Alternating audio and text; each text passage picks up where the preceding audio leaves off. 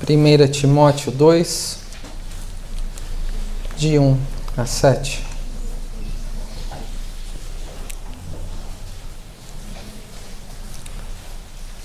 Diz assim a palavra do nosso Deus: Antes de tudo, pois, exorto que se use a prática de súplicas, orações, intercessões, ações de graças em favor de todos os homens, em favor dos reis e de todos os que se acham investidos de autoridade, para que vivamos vida tranquila e mansa, com toda piedade e respeito.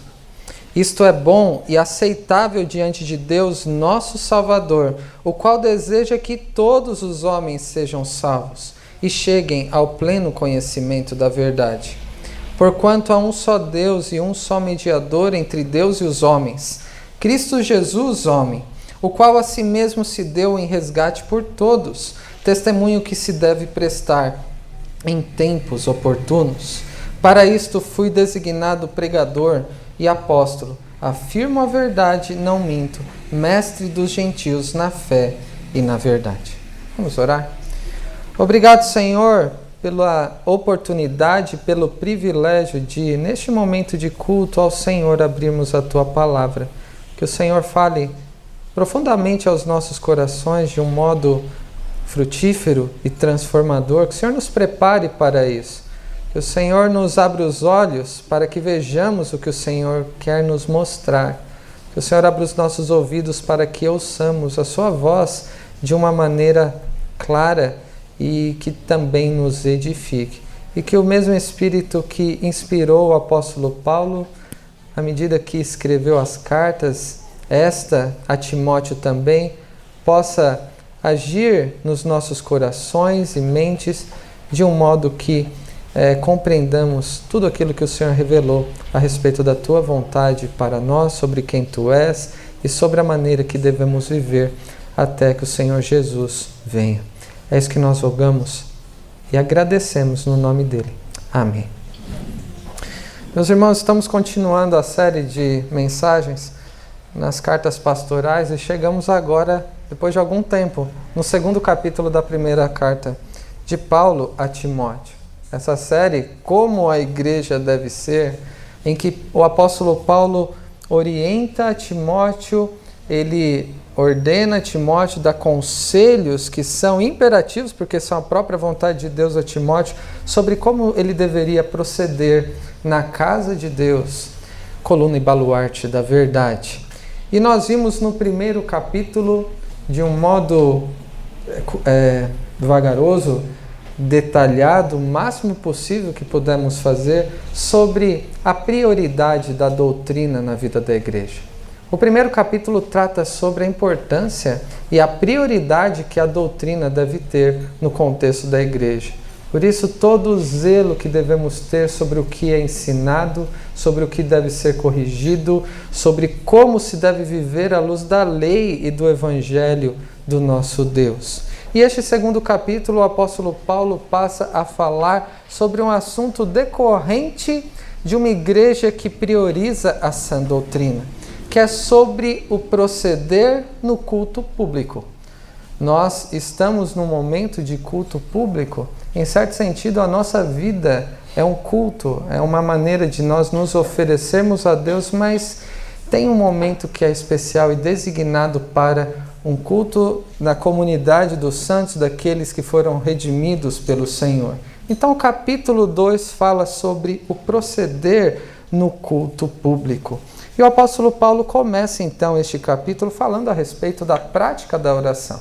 Então, este é o primeiro aspecto que eu quero chamar a atenção aqui, que está nos 2 primeiros versículos, sobre a prática da oração. Quero ler novamente, para que fique em nossas mentes, que diz assim: Antes de tudo, pois, exorto que se use a prática de súplicas, orações, intercessões, ações de graças em favor de todos os homens, em favor dos reis e de todos os que se acham investidos de autoridade, para que vivamos vida tranquila e mansa, com toda piedade e respeito. O O apóstolo Paulo, com essa expressão inicial, antes de tudo, pois em decorrência da prioridade da doutrina que deve existir na igreja, sobre o que é ensinado, sobre um modo de testemunhar com a própria vida e com palavras, um modo de viver condizente com a vontade de Deus, antes de tudo, pois exorto, no contexto do culto público, que se priorize a oração. A oração aqui não está falando em uma ordem sequencial, uma ordem cronológica. Então, o culto deve começar necessariamente com uma oração. Aqui está falando sobre a questão da prioridade. A importância que a oração tem no contexto do culto público que nós prestamos a Deus. Em outras palavras, assim como eu disse às crianças, de certa maneira, para que elas compreendessem a nossa mensagem hoje, quando a igreja se reúne para adorar a Deus como nós estamos aqui, o que não pode faltar em hipótese alguma, o que deve ser priorizado de uma maneira a colocarmos na maior importância, é a oração, a prática de oração, todo tipo de oração e em todos os momentos que nos reunimos aqui para adorar o nosso Deus, sempre temos algumas orações. Oração de adoração, oração de contrição, oração de consagração, como fizemos hoje dos dízimos e das ofertas, oração de intercessão, como nós fizemos hoje também, oração de confissão de pecados, né, que também é chamada contrição, e uma oração rogando que Deus nos abençoe no momento em que estamos concluindo o serviço ao Senhor aqui. Então, a prática de oração no contexto do culto público tem a maior importância. Deve ser a nossa prioridade. Nós devemos fazer orações de todo tipo, como eu exemplifiquei aqui. Mas ainda assim podemos ver que o apóstolo Paulo aqui, ele explica de outra maneira todo tipo de oração que deve ser realizado. Alguns entendem que quando o apóstolo Paulo diz súplicas, orações, intercessões e ações de graças, ele esteja tratando de sinônimos, mas podemos ver aqui certa distinção. Tudo envolve a prática da oração, mas em que sentido podemos ver uma variação nos assuntos aqui? Quando ele diz súplicas, são aqueles momentos em que oramos, rogando por necessidades específicas, em que nós declaramos que dependemos totalmente da misericórdia do nosso Deus, carecemos do seu cuidado. Quando nós suplicamos é que estamos num momento, muitas vezes de aflição, ou alguém conhecido nosso, próximo a nós, está passando por muitas dificuldades, então nós imploramos, nós suplicamos ao Senhor que Ele tenha misericórdia daquela situação específica. Isso é o sentido de súplica aqui. Além disso, o apóstolo Paulo fala sobre orações, e orações é uma palavra muito comum para essa prática. Oração de um modo geral, e nós devemos orar sem cessar, devemos ser pessoas de oração como era o Senhor Jesus, pelas questões cotidianas, agradecer a Deus pelo seu sustento, pelo alimento, pelo trabalho, pela nossa família, pela igreja, pela vida, pela salvação. Temos esses pedidos gerais, agradecimentos gerais que nós fazemos em oração. Então a distinção entre súplica e oração é que súplica visa algum motivo muito específico, em que sentimos extrema necessidade do socorro de Deus, enquanto oração são necessidades cotidianas, que nós elevamos a Deus aquilo que carecemos dele e aquilo que devemos a nossa gratidão. Além disso, o apóstolo Paulo fala de intercessões, que é uma súplica em favor de alguém. Intercessão, como nós fizemos, em favor de nossas famílias, em favor dos nossos governantes, no contexto da nossa nação, suplicar em favor de alguém de um modo firme, resoluto, e, sem hesitar, de uma maneira firme, rogar a Deus, interceder em favor de alguém. E a intercessão não visa o nosso próprio bem-estar, o nosso próprio benefício, mas sim um do outro. Ações de graças são expressões verbais, audíveis, públicas, em que declaramos a nossa gratidão a Deus por tudo que Ele tem feito e sido em nossas vidas. Então esses são os 4 sentidos principais que nós vemos aqui.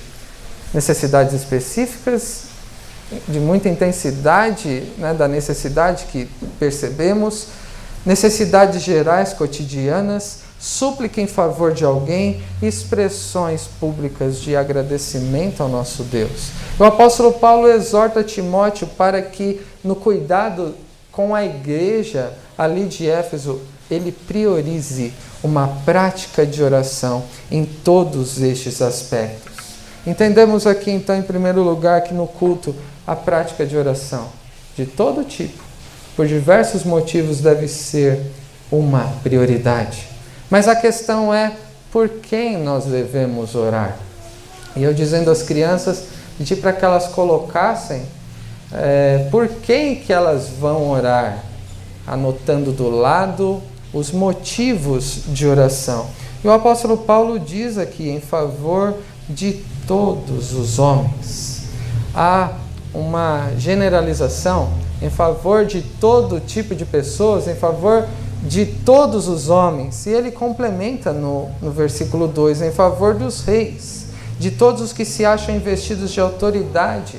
É a favor, a começar dos governantes, aqueles que não são tão populares, via de regra, e que também não eram naquele contexto do apóstolo Paulo escrevendo a Timóteo no primeiro século.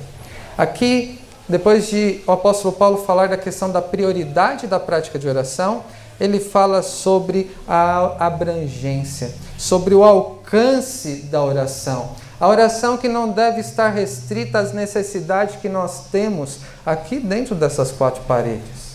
Mas a abrangência e o alcance da oração vai até lá fora, vai até a nossa cidade, o nosso país, os nossos governantes.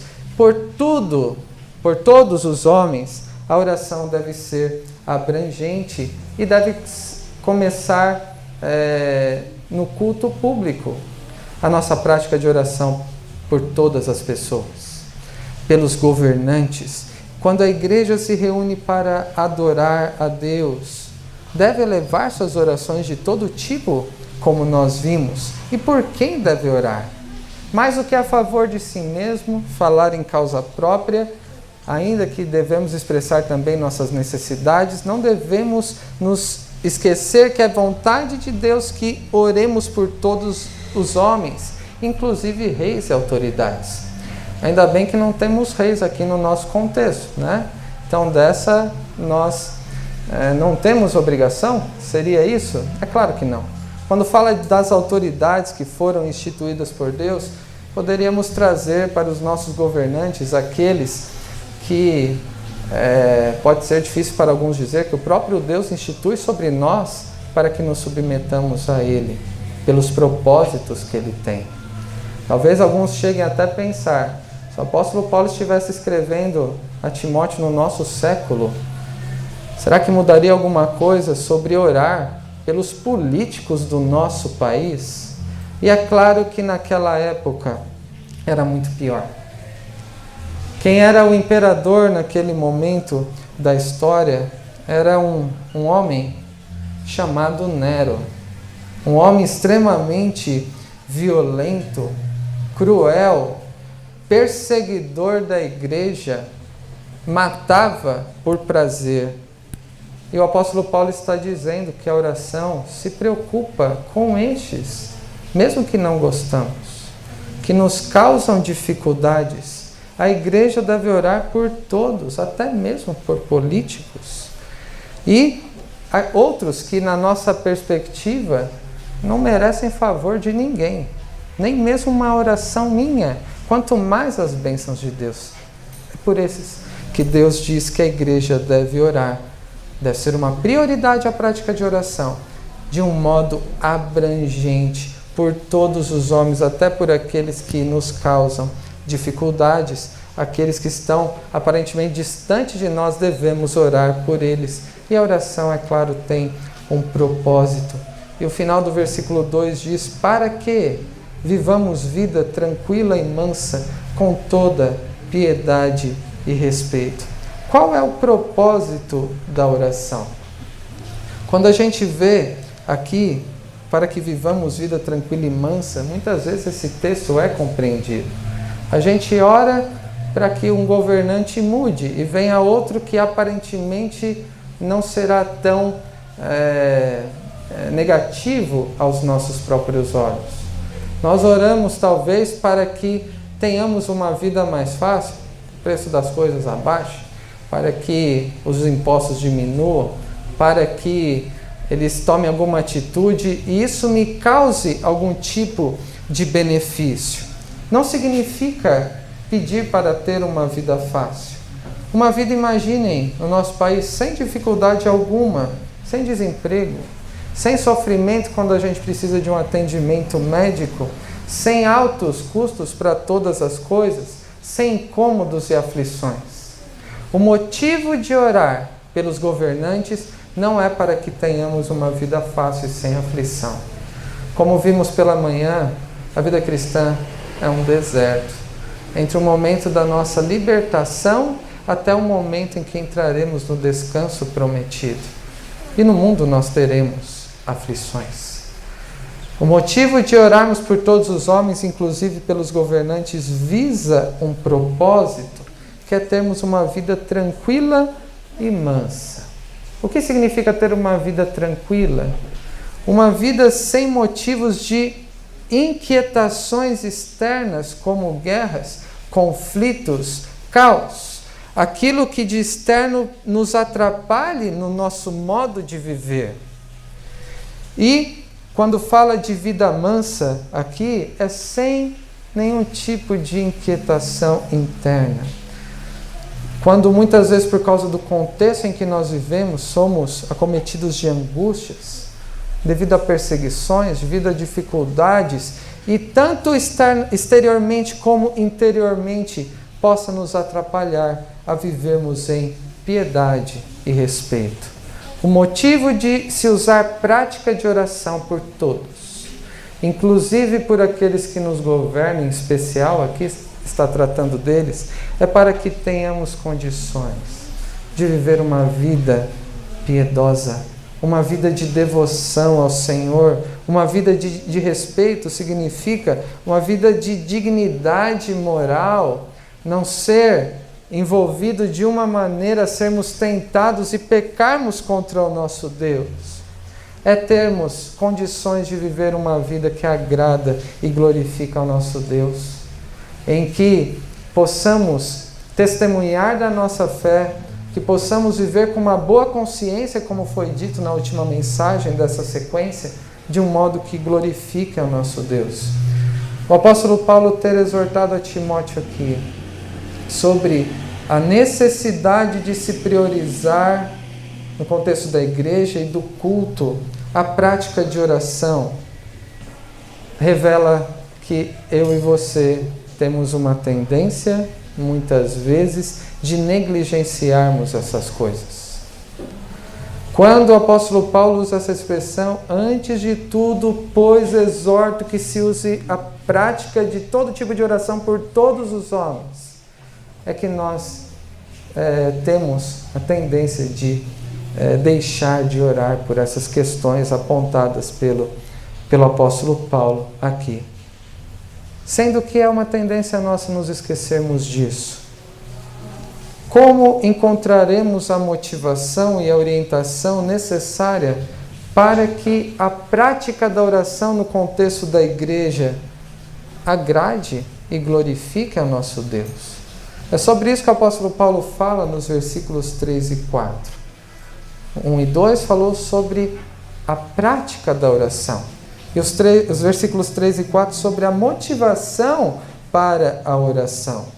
E ele diz, isto é bom, e aceitável diante de Deus, nosso Salvador, o qual deseja que todos os homens sejam salvos e cheguem ao pleno conhecimento da verdade. Qual é a primeira motivação para uma prática de oração? A começar pelo culto público, de maneira que sejamos ensinados a termos uma prática de oração na nossa vida. Para começar, esta é a vontade de Deus. Isso é bom e aceitável a Deus. O que é bom e aceitável diante de Deus é quando a oração se torna uma prioridade na vida da igreja. Quando a oração ela é elevada por todos os tipos de homens, inclusive pelos governantes, e quando visam um propósito de que possamos viver uma vida de testemunho a respeito do nosso Salvador. Essa é uma prática de oração que agrada o nosso Deus. E a primeira motivação, então, é, sabendo que agrada a Deus, devemos obedecer. Devemos ter a oração como uma prática da nossa vida para agradar o nosso Senhor. Como uma prática no culto público, da maneira que agrada a Deus, para que aprendamos como deve ser a nossa vida de oração. Mas em segundo lugar, vemos uma outra motivação. No versículo 4, o qual deseja que todos os homens sejam salvos e cheguem ao pleno conhecimento da verdade. Uma outra motivação para a prática da oração é que nós aprendemos a desejar aquilo que Deus deseja. Quando se tem a oração como uma prática em favor de todos os homens, com o propósito correto, nós aprendemos nesse exercício espiritual, deste meio de graça que é a oração, a desejarmos aquilo que Deus deseja. E o que Deus deseja? À luz do versículo 4. Que todos os homens sejam salvos. Deus deseja a salvação de pecadores, e é um outro versículo que é muitas vezes mal compreendido. Paulo não está falando a Timóteo que Deus deseja que todos serão salvos, como se alguma coisa que Deus quisesse realizar, ele não conseguiria por algum motivo. E nem significa que Deus salvará a todos também. A verdade bíblica é que todos estavam destinados à perdição, pelos seus próprios pecados. E se Deus quisesse salvar a todos, Ele faria. Mas não é o que a Bíblia nos diz. Diz que Ele quis salvar alguns. Aquele que Ele mesmo escolheu antes da fundação do mundo, antes de terem praticado o bem ou o mal, para que o propósito da eleição prevalecesse. Existe algo que Deus deseja que não seja cumprido, considerando a sua soberania? De maneira alguma. Deus tem um propósito na salvação do pecador. E Ele também tem um propósito na condenação do perverso. Qual o sentido desse versículo 4 que diz que Deus deseja que todos os homens sejam salvos? Eu creio que possa ser explicado pelo texto de Ezequiel, lá no capítulo 18, versículo 23. Quando Deus diz: acaso tenho eu prazer na morte do perverso? Diz o Senhor Deus: não desejo eu antes que ele se converta dos seus caminhos e viva? Deus deseja que todos os homens sejam salvos. Deve ser entendido, dentre outros textos que nos ajudam a compreender, à luz desse texto de Ezequiel. Deus não tem prazer na morte, na condenação do ímpio, mas tem um propósito, que é para a sua própria glória também. Deus deseja que todos os homens sejam salvos, significa que Deus salva todo tipo de pessoas e pecadores. Deus salva até políticos. Creiam nisso. Deus salva todo tipo de pecadores, até o pior dos pecadores, como foi o apóstolo Paulo. Como eu e você também. Antes de conhecermos ao nosso Deus, a prática da oração, portanto, deve ser uma prioridade. Tem um caráter abrangente por todos os tipos de pessoas. Não se esqueçam daqueles que nós tendemos a não gostar. É realizada com propósito, e com a motivação segundo o caráter de Deus, sobre o Deus que salva pecadores. E nós vemos aqui na exortação que a prática da oração por todo tipo de pessoas é para que estes que continuam perdidos, inclusive os governantes, sejam salvos, que cheguem ao conhecimento da verdade, como diz o versículo 4. Eu não devo orar para que os políticos parem de me perturbar, para que eles caiam do poder, para que eles sejam presos, para que eles sejam soltos. Eu devo orar para que eles sejam salvos.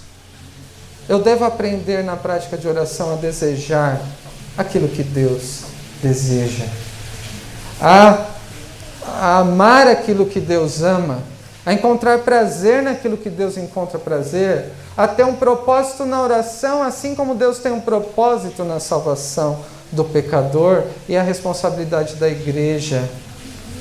Uma prática de oração abrangente, universal, que cause um impacto no mundo em que nós vivemos. A oração é a responsabilidade da igreja, mas a responsabilidade da igreja não termina na oração. A nossa responsabilidade diante de Deus não está restrita ao culto público, mas envolve outras áreas da nossa vida, a maneira como nós testemunhamos a respeito da salvação. Em terceiro lugar, nós vemos aqui sobre o testemunho do cristão, dos versículos 5 ao 7. Porquanto há um só Deus, um só mediador entre Deus e os homens, Cristo Jesus, homem, o qual a si mesmo se deu em resgate por todos. Testemunho que se deve prestar em tempos oportunos. Para isto fui designado pregador e apóstolo, afirmo a verdade, não minto, mestre dos gentios na fé e na verdade. Dois aspectos que eu quero destacar aqui. Este texto, além de ser muitas vezes mal compreendido, ele é muito rico. Quando fala sobre o Senhor Jesus como o único mediador entre Deus e os homens, o quanto nós poderíamos falar a respeito. É muita coisa. É um texto muito rico. Mas eu quero apontar algumas lições, alguns elementos importantes aqui que dizem respeito ao testemunho do cristão, que considera a prática de oração uma prioridade abrangente que deve ser realizada com propósito e com a motivação correta. E essa motivação envolve obediência a Deus e amor a Deus e ao próximo, o desejo pela salvação do perverso e por isso a necessidade do testemunho. E o aspecto do testemunho envolve, em primeiro lugar, que há um único Deus e um mediador, que é o Senhor Jesus. Depois de falar sobre a prática da oração que deve ser universal por todos, todo tipo de pessoas, aqui o apóstolo Paulo aponta para aquele único Deus que salva todo tipo de pecadores. Ele aponta para aquele que é o único mediador entre Deus e os homens. Cristo Jesus. Não há outro meio de salvação. Não há uma concepção de Deus aceitável para cada tipo de religião. Há um único Deus verdadeiro e há um único mediador, e o seu nome é Jesus, aquele que é o Deus homem, o Deus encarnado, o único que poderia fazer a mediação, a reconciliação, a ponte entre a humanidade caída e o Deus verdadeiro. Quem poderia fazer a reconciliação entre Deus e os homens, senão aquele que é o Deus homem, o Deus encarnado? E este mediador único entregou a si mesmo, como diz a sequência do versículo, como resgate, em um sacrifício que foi único, de uma vez por todas, para a salvação de todos aqueles que o Pai confiou ao seu único Filho e único mediador, para salvar da morte eterna e conceder vida através deles. Para o testemunho é necessário nós considerarmos que estamos a começar do culto público diante do único Deus verdadeiro e que a adoração que prestamos é mediante o único mediador que se entregou em resgate como sacrifício para que compareçamos diante de Deus com práticas de oração em favor de todos para a salvação do perverso e que eu possa, tendo conhecido a este Deus, testemunhar a respeito dele e da salvação que ele me concedeu. E este é o segundo aspecto. Além de haver um único Deus e um único mediador, há uma única testemunha do único Evangelho. Quem é a única testemunha que existe do único Evangelho, do único Deus verdadeiro? É a igreja. Foi a igreja que Deus confiou o seu Evangelho. Foi a igreja que Deus comissionou para levar as boas novas da salvação. E a respeito do Evangelho de Deus que a igreja deve testemunhar em um tempo oportuno. E o tempo oportuno não é quando Deus me der, talvez, uma oportunidade, futuramente ou em algum momento aleatório, esporádico ou eventual. O tempo oportuno é no dia que se chama hoje. Hoje, quando nós constatamos diariamente quantos estão perdidos e carentes da salvação do nosso Deus. É propósito do nosso Deus que todos os crentes orem em favor de todos os homens que estão totalmente perdidos e que também anunciem a todos, sem distinção, aqueles que eu gosto e que não gosto. Eu oro por uns, mas não oro pelos outros. Aquele que eu amo, aquele da minha família, aquele meu amigo, eu oro para que Deus abençoe. E eu só faço oração imprecatória, aquela de condenação e manifestando ira contra os governantes, por exemplo. O propósito de Deus é que eu e você, como igreja do Senhor, oremos em favor de todo tipo de pecador, para que conheçam ao Senhor Jesus. E mais do que orar, rogando que Deus conceda misericórdia, eu e você também devemos nos dispor a testemunhar. Pois assim como o apóstolo Paulo foi designado para ser apóstolo, eu e você, sendo feitos filhos de Deus, fomos designados para sermos a testemunha do Evangelho da salvação. Para concluir, meus irmãos, algumas conclusões e aplicações. Em primeiro lugar, sobre a prática da oração. Questão de prioridade e abrangência. Todos nós sabemos sobre a importância da oração na nossa vida. Sobre a prioridade que a oração deve ter no culto. Se um dia dirigíssemos um culto aqui, conduzíssemos a liturgia sem nenhuma oração, com certeza os irmãos estranhariam, questionariam que seria inadmissível cultuarmos a Deus sem elevarmos nossas orações. Sabemos da importância que a oração tem no culto e na nossa vida, mas não é verdade que nem sempre podemos dizer que temos tido uma prática de oração. No momento de devoção ao Senhor que começa no culto e que deve permear nossa vida numa prática de oração, orando enquanto meditamos diariamente em diversos momentos do nosso dia. Muitas vezes, por causa do nosso coração pecaminoso, ao invés de priorizarmos uma prática de oração na nossa vida, nós negligenciamos. Ao invés de orarmos com abrangência, nós oramos em benefício próprio. É aquilo que eu quero, é aquilo que eu acho que eu preciso. E eu não intercedo pelos outros e por aqueles que, muito evidentemente, continuam perdidos. Muitas vezes, ao invés de termos um propósito de oração que honre a Deus, muitas vezes apresentamos motivos egocêntricos. Aquilo que é a nossa própria preocupação. Ouçamos a exortação do apóstolo Paulo, aquela que é a vontade de Deus. Antes de tudo, devemos orar por todos os tipos de pessoas que continuam perdidos, como, por exemplo, os governantes.